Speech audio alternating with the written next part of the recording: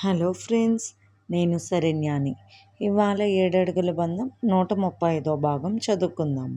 రాసిన వారు మీనా ముక్తేశ్వర్ గారు. రాజశేఖర్ నిలయం కలకల్లాడుతూ ఉంది. వసుంధర నిలయం నుండి రవివర్మ, వసుంధరాదేవి గారు వచ్చారు. కృష్ణవర్మ, శ్రావణి హడావుడిగా కావలసిన పనులు చూస్తూ ఉన్నారు. వసుంధరాదేవి గారు ధరణి గదిలోకి వచ్చి పలకరించి ఆరోగ్య విషయాలు తీసుకుని పాపాయిని తీసుకుని ఎంతో మురిసిపోయారు. రాజాకు సెలవులు ఉండడంతో మేనత్త కుటుంబంతో కలిసి తెల్లవారుజామునే వచ్చాడు. విశ్వనాథ్ గారు, అంబిక దంపతులు సంతోషంగా వచ్చారు. ఇప్పటి ఆనందం రాజశేఖర్ నిలయంది, ఆ తర్వాత ఆనందం అంబికా నిలయం వారిది అంటూ నవ్వారు విశ్వనాథ్ గారు. త్వరలో దేవా వాళ్ళ కొడుకు పుడతారని ఆనందం ఆయనకు. ధనుంజయ్ గారు, దుర్గమ్మ గారు ఇద్దరూ కూడా చక్కగా నవ్వుతూ హాల్లో సింహాసనం వంటి కుర్చీలో కూర్చుని ఎంతో ఆనందంగా నవ్వుతూ ఉన్నారు. పాపాయిని ఎక్కువ వెతుక్కోవద్దు, వ్యాక్సిన్ వేసి ఉంది, కాస్త నలతగా ఉంటుందని అందరికీ చెప్పాడు వివరంగా కృష్ణవర్మ. పంతులు గారు వచ్చారు. పూజా కార్యక్రమాలన్నీ కూడా పూర్తి చేశారు.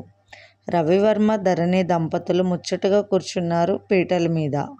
వారి ఒడిలో పాపాయిని పెట్టుకుని పూజా కార్యక్రమాలన్నీ పూర్తయిపోయిన తర్వాత పాపాయి పేరు రాయమని చెప్పారు పంతులు గారు రవివర్మను. శ్రీదీక్ష అని పేరు రాశారు రవివర్మ.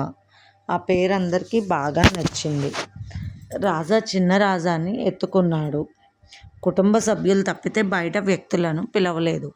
రవివర్మ గారు అంత హంగామా వద్దు అని చెప్పడం జరిగింది. శ్రీదీక్ష అంటూ రవివర్మ పాపాయి చెవిలో 3 సార్లు చెప్పారు. పేరును అలా చెప్పమని పంతులు గారు రవివర్మకు చెప్పారు. హాల్లో ఉన్న కృష్ణుడి విగ్రహాన్ని పారిజాత పుష్పాలతో మాలలు కట్టి దండలు వేశారు శ్రావణి, ఆమె స్నేహితులు. స్వామివారికి నైవేద్యాలు పెడుతున్నారు. శ్రావణి వాళ్ళు తమ అక్కకు కూతురు పుట్టిందని ఆనందంతో కోలాటం చేశారు కాసేపు. కృష్ణవర్మ నవ్వుతూ చూస్తున్నాడు శ్రావణి వైపు. రాధికా నిలయానికి వెళ్ళగానే ఇంటిని అందంగా తీర్చిదిద్ది ప్రతి విషయాన్ని శ్రద్ధగా పట్టించుకుంది ఇప్పుడు శ్రావణి. అటు ఇంటిని పట్టించుకుని పని వాళ్ళకు చెప్పే పనులు చెబుతూ కృష్ణయ్యకు చక్కగా పూజలు చేస్తూ కాలేజీకి వెళ్తూ క్లాస్ అయిపోగానే కృష్ణవర్మ దగ్గరకు వచ్చి హాస్పిటల్లో కూర్చుని కృష్ణవర్మ వైద్య విధానాలను చూస్తూ పేషెంట్ల విషయాలను తెలుసుకుంటూ చాలా శ్రద్ధగా ఉంటుంది. మధ్యన ఒక రకంగా దేవిక గారు కూతుర్లను మందలించిన మాటల వల్ల ఎవరి బాధ్యతలు వారికి భుజం తట్టినట్లు తెలిసాయి రాజశేఖర్ నిలయం అమ్మాయిలకు. యశోద దంపతులు ధనుంజయ్ గారు, దుర్గమ్మ గారి దగ్గర కూర్చుని ముచ్చటగా మాట్లాడుతూ ఉన్నారు. మురళి, రవలి రాలేదు, వారికి క్లాసులు ఉండడంతో. లండన్ నుండి దేవా వాళ్ళు వీడియో కాల్ చేశారు. పాపాయిని చూశారు. వీడియో కాల్లోనే తెగ ముద్దు చేశారు. అక్క చెల్లెలు ముగ్గురు ఒకరికొకరు మాట్లాడుకున్నారు. అందరినీ చూశారు, పలకరించారు. పాపాయి పేరు చాలా బాగుందని చెప్పారు దేవా దంపతులు. వసుంధరాదేవి గారు పాపాయికి నాణ్యమైన పట్టు క్లాత్తో ఫ్రాక్ లాగా కుట్టించి పాపకు గొలుసు, కాలుకు పట్టీలు, మురుకులు తీసుకొచ్చారు. రవివర్మ, ధరణి దంపతులకు ఆనందంగా ఉంది. నిజానికి ధరణికి డెలివరీ అయినప్పుడు నొప్పులు లేవు. ఆ తర్వాత ఆమె ఎదుర్కొన్న సమస్యలు లేవు. అంతా హ్యాపీగానే ఉంది. 21 రోజులైనా కానీ ధరణి ఎంతో ఆరోగ్యంగా చురుగ్గా తిరుగుతూ ఉంది. రవివర్మకు ఆ విషయం బాగా నచ్చింది. శ్రీనివాసరావు గారు, ఆనంద్ గారు అందరితో మాట్లాడుతూ ఆనందంగా చూస్తున్నారు. దేవిక, సుప్రజ అందరికీ కావలసినవన్నీ చూసి వేడుకను చూస్తూ ఆనందపడుతున్నారు. రాజశేఖర్ నిలయం కలకల్లాడుతూ ఉంది. పాపను అందరూ ఎత్తుకుని ముద్దాడుతూ ఉన్నారు. రాజాకు ఎంతో సంతోషంగా ఉంది. పాపాయి చాలా బాగుంది అక్క అంటూ తెగ మురిసిపోతున్నాడు. శ్రీ శ్రీ అంటూ పిలుస్తున్నాడు. ఎంత క్యూట్గా ఉందో అని నవ్వుతున్నాడు. నీకు చాలా పెద్ద మేనకోడలు పుట్టింది రాజా అంటూ నవ్వారు రవివర్మ. రాజా పక్కపక్క నవ్వాడు. దుర్గమ్మ గారు నవ్వుతూ మేనమామ అని మురిసిపోవడం కాదు, చేయాల్సిన విషయాలు చాలా ఉంటాయి ముందు ముందని నవ్వేశారు. రవివర్మ, ధరణి అందరూ కూడా నవ్వుకుంటూ చూస్తున్నారు. దుర్గమ్మ గారు ఏ మాట మాట్లాడినా చక్కగా ఉంటుంది. వెటకారం మేళవించిన జీవిత సత్యాలు దాగి ఉంటాయి ఆ మాటల్లో. యశోద దంపతులు దుర్గమ్మ గారి దగ్గర కూర్చుని మాటలు చెబుతూ ఉన్నారు. ధనుంజయ్ గారు కూతుర్ని మంచి చెడ్డ అడుగుతున్నారు. యశోదకు రాజశేఖర్ నిలయంలో ఇదివరకు ఉండే లోటు లేకుండా ఇప్పుడు ఎంతో నిండుగా ఉంది అని మురిసిపోతూ ఉంది. అవును. ఒకప్పుడు తండ్రి లేని బాధ ఎంతో అనుభవించారు చిన్నతనంలో. మరి పిల్లలందరూ అందరి భోజన కార్యక్రమాలు అయ్యాయి. ధరణి వాళ్ళ అమ్మ నాన్న గదిలోకొచ్చింది. అమ్మా! అంతా బాగానే ఉందిగా. నేను నెలలోపే అత్తగారింటికి వెళ్ళిపోతాను. అక్కడ పనులన్నీ కూడా ఎక్కడివక్కడే ఉంటున్నాయి. అత్తయ్య గారికి ఇబ్బంది అవుతుందంటూ అటు ఆయన కూడా ఫ్యాక్టరీకి వెళ్ళాలి. పనులు బాగా ఉంటున్నాయి. ఇక్కడే కాబట్టి ఏదైనా కావాలంటే మీకు చెబుతూ ఉంటాను. మీరైనా రావచ్చు, నేనైనా రావచ్చు. ఏమంటారు అన్నది ధరణి. దేవిక శ్రీనివాసరావు గారు నవ్వుతూ ఉన్నారు. ఎందుకు నాన్నగారు నవ్వుతున్నారు అన్నది ధరణి. ఏం లేదమ్మా, మీ ఆయనగారు నన్ను అడిగారు నెలలోపే పంపించండి ధరణిని, మేము బాగా చూసుకుంటామంటూ అని నవ్వేశారు. అమ్మ దొంగ, తను నన్ను అడగమని చెప్పారు. తనకు అడగడానికి చాలా మొహమాటంగా ఉంది. నేను అడగలేను ధరణి, నువ్వే చెప్పాలని చెప్పి మరీ పంపించారని మనసులో నవ్వుకొని, సరే నాన్నగారు మీరు ఎలా చెబితే అలా అన్నది ధరణి నవ్వుతూ. అలా ఉండడం మంచిదే. ఎవరి కుటుంబం మీద వారికి శ్రద్ధ ఉండడం అనేది మంచి విషయం అమ్మ. ఇబ్బందులు ఏమీ లేవు కాబట్టి వెళ్ళవచ్చు. పంతులు గారిని అడిగి నెలలోపు నేను అత్తగారింటికి పంపిస్తామని చెప్పారు శ్రీనివాసరావు గారు.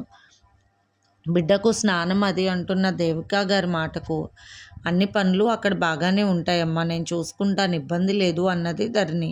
గదిలోకి వస్తున్న భార్యను చూసి, ఏమిటి మీ వాళ్ళు ఒప్పుకున్నారా అన్నాడు ఎంతో దీనంగా ఆలోచిస్తున్నట్లు రవివర్మ.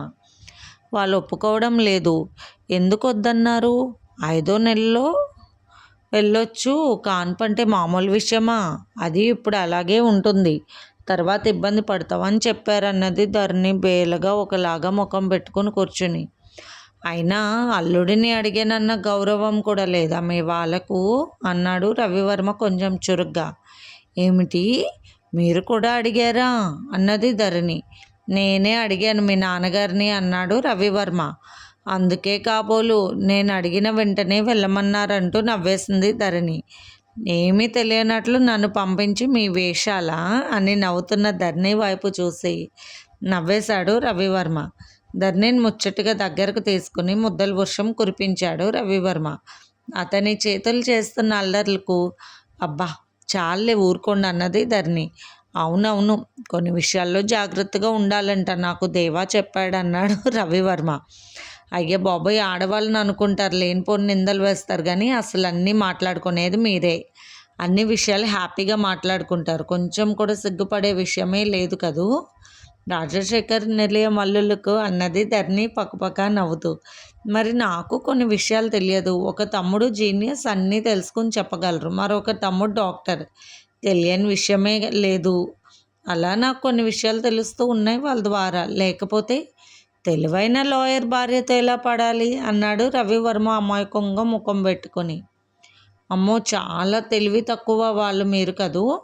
పట్టించుకోకపోతే ఏకంగా బొమ్మలు వేసుకుంటూ అందరినీ తిప్పలు పెట్టేస్తారు దొంగ అంటూ రవివర్మ చెవు పట్టుకొని తని బుగ్గపై అందంగా ముద్దు పెట్టింది ధరణి. అమ్మ, మేము బయలుదేరుతున్నామని చెప్పింది శ్రావణి. ఏమిటో పిల్లలు బాధ్యతగా ఉన్నట్లు అనిపిస్తున్నారు నాకు ఇప్పుడు అన్నారు శ్రీనివాసరావు గారు. నవ్వింది దేవిక. నిజమే, దేవిక గారు కూతుళ్ళను మందలించినప్పటి నుంచి అందరిలో మంచి మార్పే వచ్చింది. అదేం కాదు నాన్నగారు, రేపు కాలేజీ ఉంది, హాస్పిటల్లో ఆయనకు వర్క్ ఎక్కువ ఉందని చెప్పింది శ్రావణి. కృష్ణవర్మ దుర్గమ్మ గారికి ధనుంజయ్ గారికి హెల్త్ చెకప్ చేశారు. తర్వాత శ్రీనివాసరావు గారికి ఆనంద్ గారికి కొన్ని టెస్టులు చేసి అంతా పర్ఫెక్ట్ అని చెప్పారు నవ్వుతూ. డాక్టర్ గారు అల్లుడై ఉంటే ఆరోగ్యం మా వెనకే ఉంటుంది అంటూ నవ్వేశారు ఆనంద్ గారు. యశోద దంపతులు ఇంటి దగ్గర పిల్లలే ఉన్నారంటూ వెంటనే బయలుదేరిపోయారు రాజాతో. రాధికా నిలయంలో దీపాలు దేదీప్యమానంగా వెలిగిపోతూ ఉన్నాయి.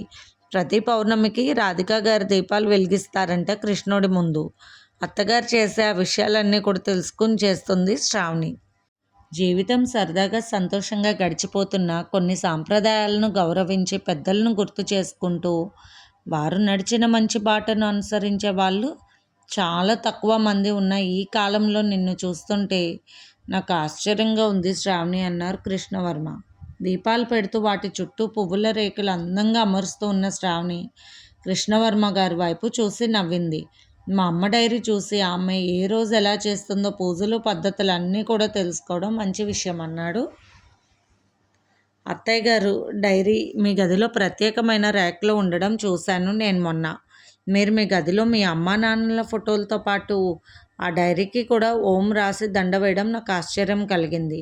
అందుకే చిన్నగా దండ పక్కన పెట్టి ఆ డైరీని తీసి చదివి ఆశ్చర్యపోయాను. ప్రతి విషయం పట్ల అత్తయ్య గారికి ఉన్న అవగాహన, పెద్దల పట్ల గౌరవం, ఇతరుల పట్ల మర్యాద, సాంప్రదాయాల పట్ల మక్కువ అన్నీ తెలుసుకుంటున్నాను. నాకు కొన్ని తెలియవు కదూ. అందుకే తెలుసుకుంటూ ఈ రాధికా నిలయాన్ని ఎప్పుడు కూడా సంతోషాల బృందావనంలా అత్తయ్య గారి కలలు కన్న విధానంగా ఉంచుతానంటూ నవ్వింది శ్రావణి. ఓహో, పొద్దున్న కొత్త దండలు వేసి ఉన్నాయి నువ్వేనా అంటూ నవ్వాడు కృష్ణవర్మ. రేపు కాక ఎల్లుండ తాతగారి పుట్టినరోజంట. అత్తయ్య గారి డైరీలో ఉంది, మనము వెళ్ళాలి అని చెప్పింది శ్రావణి. అవును, నేను అన్నీ ముందే రెడీ చేసి ఉంచాను, సిద్ధం చేశాను అన్నారు కృష్ణవర్మ. అవును, నిన్న ఒక అమ్మాయికి ఆపరేషన్ చేశారు, ఎలా ఉంది పేషెంట్ పరిస్థితి అన్నది శ్రావణి. బాగానే ఉంది. ఎందుకు ఆ అమ్మాయి గురించి అంతలా ఆలోచిస్తున్నావు అన్న కృష్ణవర్మ. ఏముంది, నేను కూడా మీ దగ్గరే ఉన్నాను కదా ఆ సమయంలో. ఆమె చెబుతున్న బాధలు, ఆ తర్వాత వెంటనే మీరు థియేటర్లోకి తీసుకువెళ్ళటం నాకెందుకో భయంగా అనిపించింది అంటున్న శ్రావణి మాటలకు నవ్వి, డాక్టర్లు ఎప్పుడూ అలా ఉండకూడదు, మనకు తెలిసిన వైద్యాన్ని మనం చెయ్యాలి, ఇక ఆపై భగవంతుడు చూసుకుంటాడు, అంతేకాని ప్రతి విషయానికి భయపడితే డాక్టర్వి ఎలా అవుతావు అన్నాడు నవ్వుతూ కృష్ణవర్మ. కృష్ణవర్మ ఫోన్ తీసుకుని అరే శివరాం అంటూ నవ్వుతూ పలకరించాడు. అబ్బో అనుకుంది శ్రావణి. కాస్త లేచి పక్కకు వెళ్ళి ఓకే వస్తున్నాను, థ్యాంక్స్ రా, నన్ను మర్చిపోకుండా గిఫ్ట్ తెచ్చావంటున్న భర్త వైపు చూసి, అబ్బో ఏం గిఫ్ట్ తెచ్చారో అయ్యగారికి. ఎంతైనా ఫ్రెండ్స్ ఫోన్ చేస్తే చాలా హుషారు వస్తుంది అనుకుంటా అబ్బాయిలకు అని నవ్వుకుంటూ ఉంది శ్రావణి. జొన్న రొట్టెలు తింటాను అనేసరికి స్పెషల్గా తెలుసుకుని మరి కృష్ణవర్మ చెప్పినట్లు చేసింది శ్రావణి. పెద్ద బాగోకపోయినా భలే ఉన్నాయంటూ ఒకటి తిన్నాడు కృష్ణవర్మ. తెగ నవ్వుకుంది శ్రావణి. ఈలోపు ఫోన్. ఇప్పుడే వస్తాను శ్రావణి అంటూ హుషారుగా విజిల్ వేసుకుంటూ కార్ కేస్ తీసుకుని కిందకు వెళ్ళాడు కృష్ణవర్మ. ఆ వెళ్ళే హుషారు చూస్తుంటే చాలా నవ్వొచ్చింది శ్రావణికి. పెళ్ళి కాని కుర్రాడులా చాలా స్టైల్గా వెళ్తున్నాడు. సైట్ కొట్టాల్సిందే ఈ హుషారైన కుర్రాడికి, వచ్చాక చెబుతాను. ధర్ని అక్క చెప్పనే చెప్పింది, నానమ్మ చిట్కా హే అని మనసులో నవ్వుకుంటూ ఓపిక అంతా పెళ్ళం దగ్గర అయిపోవాలంటూ గుర్తు తెచ్చుకొని నవ్వుతూ ఉంది శ్రావణి. 10 నిమిషాల్లోనే నవ్వుతూ వచ్చాడు కృష్ణవర్మ. హాయ్ డార్లింగ్ అంటూ, ఏమిటి బాబు కొత్తగా ఉంది వ్యవహారం అంటూ నవ్వింది శ్రావణి.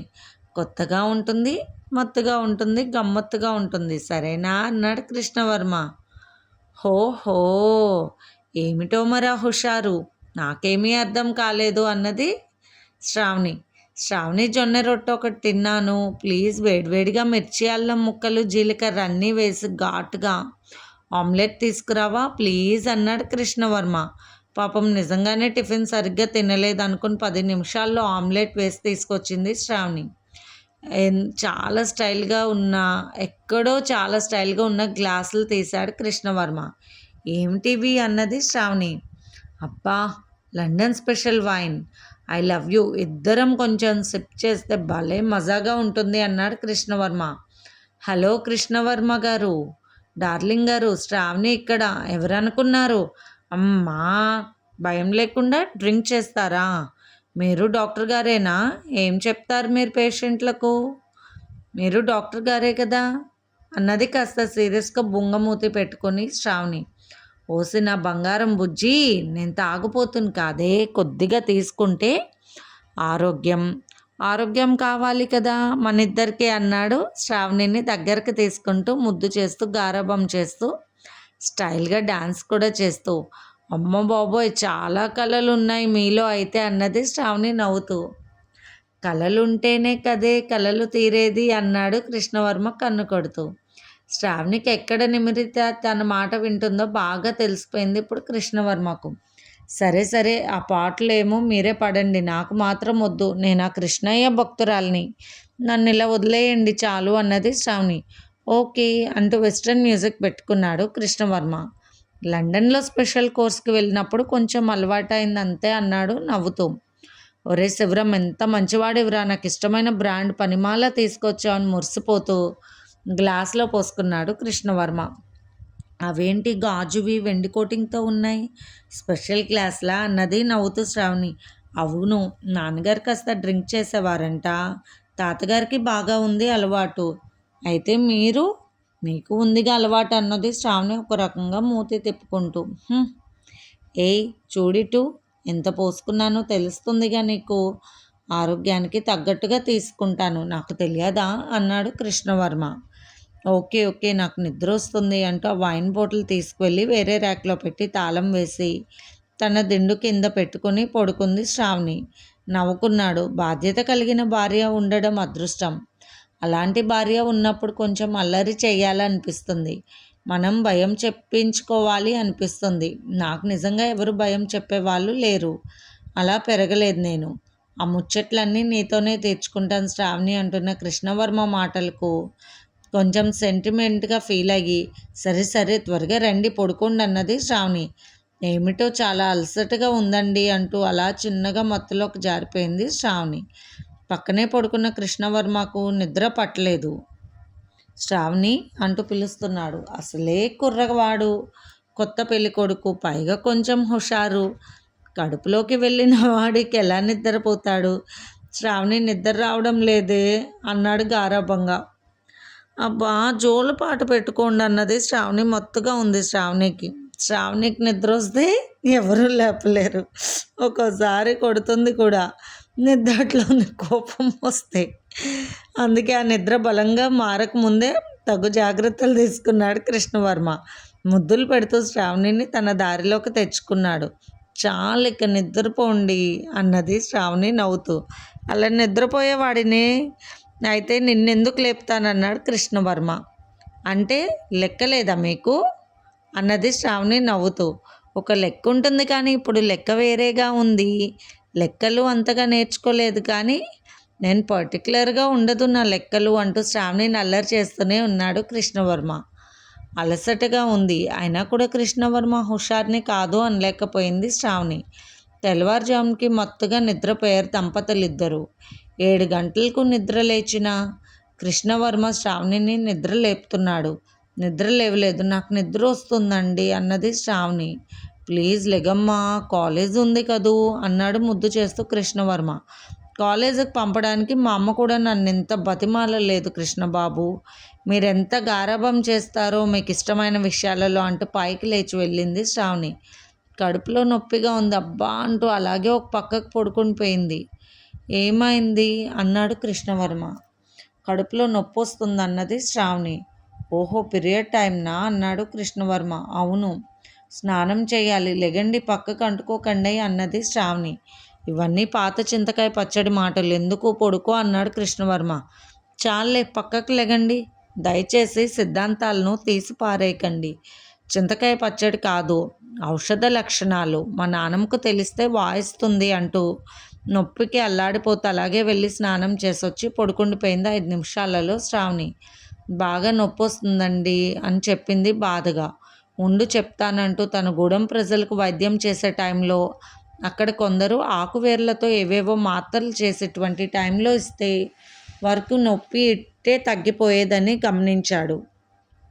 అప్పుడు అవన్నీ కూడా పరీక్షించి చాలా మంచిదని తెలుసుకుని వాటిని సేకరించి ఆ మందులు తను కూడా తీసుకున్నాడు కృష్ణవర్మ. శ్రావణికి పీరియడ్ టైంలో నొప్పి వస్తుందని తెలిసి ముందే పైకి లెగమ్మ అంటూ మాత్ర ఇచ్చాడు కృష్ణవర్మ. లేవలేనని చెప్పింది. లెగమ్మ అంటూ ప్రేమగా పిలుస్తున్న కృష్ణవర్మ మాటకు అలాగే చూసింది ప్రేమగా శ్రావణి. మాత్ర వేసి మంచినీళ్ళు తాగించాడు కృష్ణవర్మ. పని మనిషి తన మనవరాలను పంపించినట్లుంది అంటూ కింద వాకిలు తుడుస్తున్న లక్ష్మిని చూసి అన్నాడు కృష్ణవర్మ. పైకి పిలిచి పెసలు వేయించి జావ కాయమని చెప్పాడు కృష్ణవర్మ. అది కాసే విధానం కూడా చెప్పాడు. సింపుల్గానే ఉంటుంది, నేను వెంటనే తీసుకొస్తానన్నా అని చెప్పి కిందకు వెళ్ళిపోయింది. 10 నిమిషాల్లో పెసర జావ తీసుకుని వచ్చింది. బెల్లం నెయ్యి వేసేవా చెప్పిన మోతాదులో అన్నాడు కృష్ణ. వేసానన్నా అని చెప్పింది లక్ష్మి. శ్రావణి ఒక్కసారి తాగి పడుకో, ఈ మందుకి ఇది బాగా బలంగా పనిచేస్తుంది, అక్కడ అందరూ ఇలాగే చేస్తారు. అంతేకాదు పచ్చజొన్నలు ఉడకబెట్టి అది తర్వాత చెబుతాను కానీ ముందు లెగంటూ పైకి లేపాడు జాగ్రత్తగా శ్రావణిని. ఇందాకడం మీద కాస్త పర్వాలేదండి అని ఆశ్చర్యపోయింది శ్రావణి. వాళ్ళ వైద్యాలు దేవా వైద్యాలు వెంటనే పనిచేస్తాయి సుమా అంటూ పెసర జావ తాగించాడు కృష్ణవర్మ. ఇదేమిటి ఇంత రుచిగా భలే ఉంది అన్నది శ్రావణి. చలువ చేస్తుంది, మంచిది, రక్త ప్రసరణ అంతా కూడా బాగా జరుగుతుందని చెప్పాడు కృష్ణవర్మ. అమ్మ ఎందుకు రాలేదు లక్ష్మి అన్నాడు కృష్ణవర్మ. అమ్మకు జ్వరంగా ఉంది అన్నా, మందులు ఏమైనా ఉంటే అడిగి తీసుకుని రమ్మంది అని చెప్పింది లక్ష్మి. ముందు వెళ్ళి మందులు బయట టిఫిన్ కొనుక్కొని పాలు తీసుకుని వెళ్ళి ముందు అంటూ డబ్బులు ఇచ్చి తర్వాత కుదిరితేనే అని చెప్పి పంపించేశాడు కృష్ణవర్మ. ప్రతి విషయాన్ని శ్రద్ధగా తీసుకునే భర్త వైపు ఆనందంగా చూసింది శ్రావణి. నిజంగా పీరియడ్స్లో ఆడవారికి ఉండే బాధ కొందరికి ఎక్కువగానే ఉంటుంది. అటువంటి సమయంలో భర్త పట్టించుకుని శ్రద్ధగా చూస్తే ఆ ఆనందం మరింత ఆనందంగా ఉంటుంది. ఇప్పుడు ఆ ఆనందాన్ని చూస్తుంది శ్రావణి. కాలేజీకి వద్దు, ఆ సబ్జెక్ట్ నేను చెప్తాను తర్వాత, 3 రోజులు రెస్ట్ తీసుకో, ఇక్కడ ఒంటరిగా వద్దు, అమ్మ వాళ్ళ ఇంటి దగ్గర దించుతానని చెప్పారు కృష్ణవర్మ.